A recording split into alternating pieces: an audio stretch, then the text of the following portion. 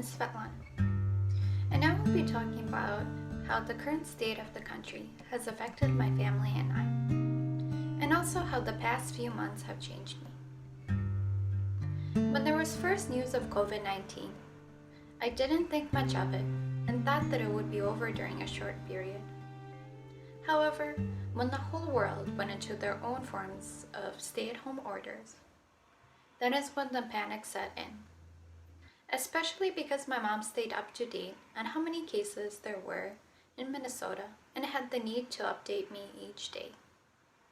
My stay-at-home order started at the same time as most of my friends on March 27th.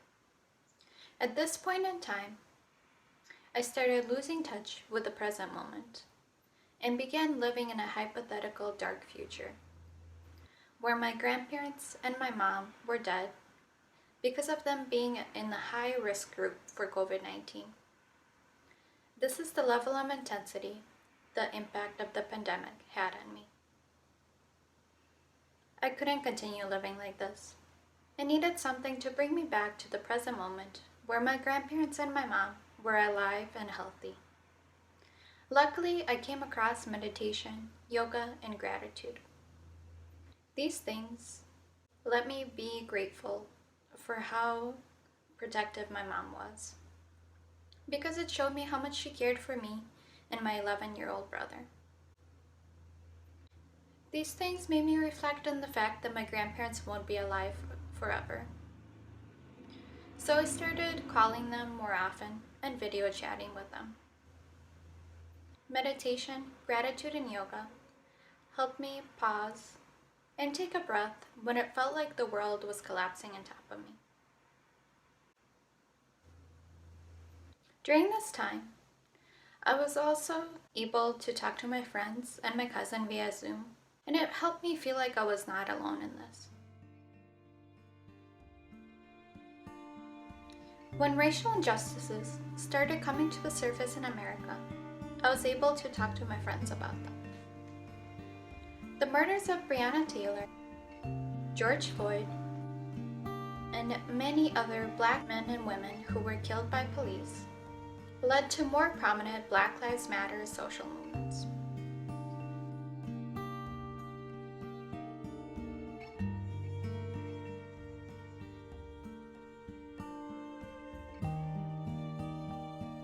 These events brought to the surface direct conversations about race within my family. They showed me the beliefs that my family members hold. These conversations ended in understanding, and in other times, they became heated discussions because of opposing views. When this happened, I returned to my anchor of meditation, yoga, and gratitude until I was able to be present in the conversations more calmly. I began becoming more aware of the biases that I hold and started working on them each day.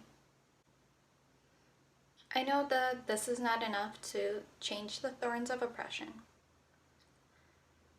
but it is a good starting point on the path of positive change. Ultimately, the stay-at-home order was a blessing in disguise for me.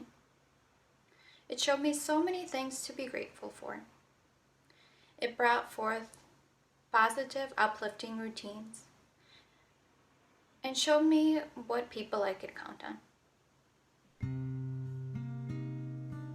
I know that the pandemic has not been a positive experience for everyone. I feel my heart aching for these people.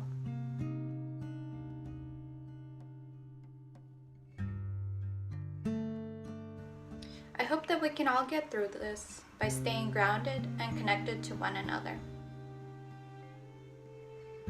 I also hope that we can find even the smallest things to be grateful for, while using the resources that we have available to us in the given moment.